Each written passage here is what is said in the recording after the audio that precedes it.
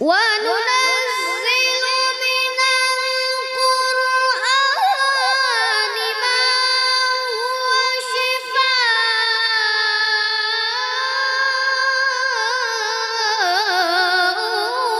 ورحمة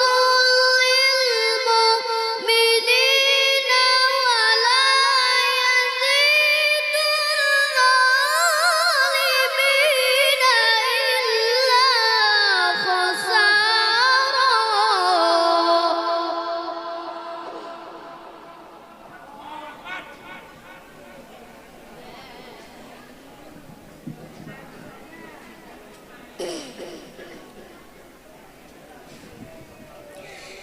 بسم